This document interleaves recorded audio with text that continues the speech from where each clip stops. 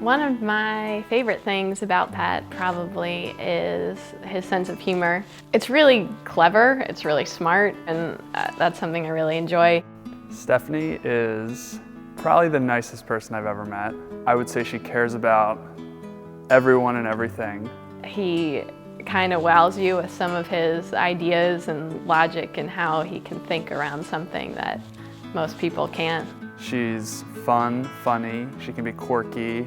He's very well aware of the fact that he is good looking. Everyone else is also very well aware of the fact that he's well aware of the fact that he's good looking. I've always said, and I will always say, that Stephanie is the better looking of the two of us in this relationship, and that's, I think, obvious to everyone. We had both been at different grade schools previously, and we both came to Angela in second grade. The first thing I remember is seeing her in a trailer that they had set up outside for new students. And I think I became an admirer from afar. If you were to ask me who made the first move, I would probably say neither of us. It was in seventh grade that a group pushed him and pushed me together into the library. And I think he just said, "Would you be my girlfriend?" And I was like, "Sure." Well, after he had asked me to be his girlfriend, I just was painfully shy. It was very characteristic for me to do this. You remember that? Yep. Couldn't even look you in the eye for the most part. So I've always been a writer, and we were tasked with writing a short story in 8th grade. And it was very much based around he and I. My teacher one day asked if she could read it out loud. I started hearing these rumors that something was going on in the other room, and everyone rushed over to me and said, "You won't believe what happened." It was this heroic story of there's a fire and he comes safe. It was absurd. And it probably only took a minute for everyone to realize that obviously I was talking about me and him. The only things that people remember were her descriptions, that I had warming brown eyes. She said that I had heart-shaped lips. And then they're all just staring at me and laughing at me, and I am underneath the desk. So whenever she starts sort of getting on me, I just sort of look at her and she remembers my warming brown eyes, so. We've both always loved movies, but then movies sort of became an easy thing for both of us to do together because we were super shy, and it was almost like pulling teeth to get us to sort of open up to each other. I remember the first movie we went to was Pearl Harbor, when I was in 7th grade or something. We've never been really into a big party scene, so it's always been that we do dinner and a movie. We get really excited about when the good movies are coming out. We probably go to the movies probably once a week. One of my journalism teachers had been on this program called Semester at Sea. Told me about it one time in class, and I remember thinking that sounds unbelievable. We literally circumnavigated the globe. It was really the experience of a lifetime. We went across to Spain, South Africa, China, India, Thailand, Japan, Guatemala.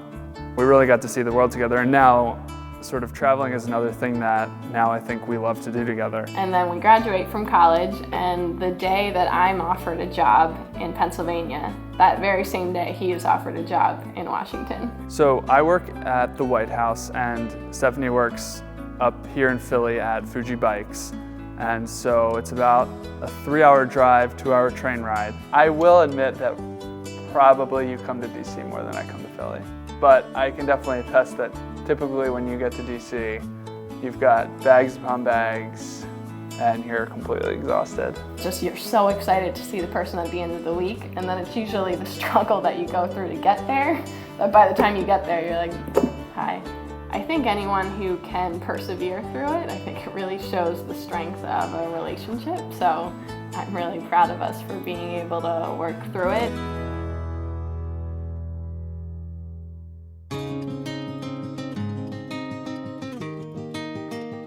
Over a period of time, it got to the point where I could not imagine anyone but Stephanie. We took our time, but I think what we have is greater than something that some people achieve in a year. First, I had asked her parents' permission down in Florida, and they gave me the go-ahead, so then I realized I needed to figure out where to do it. The Rose Garden is just, 30 feet out the door, And then that just became sort of stuck in my head for, okay, we're gonna do it here because this is unique and I have no idea how long I'm gonna be working here. It'll be a good memory. I enlisted the help of my coworkers to invent a party that was gonna be happening at the White House, just the beginning of spring. I had them emailing Stephanie for like what they're wearing, what she should wear. He promised he was gonna meet me at the gate of the White House, and then I get there and he's not there.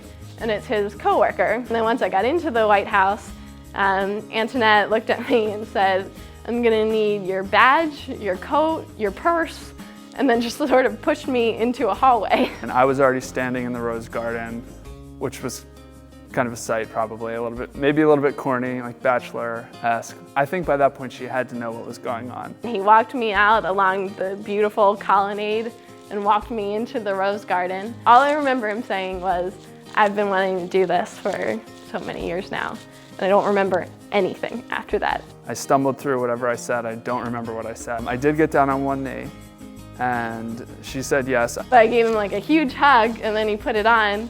We walked out of the White House, and I'm still shaking and just can't believe that this happened, and it was perfect.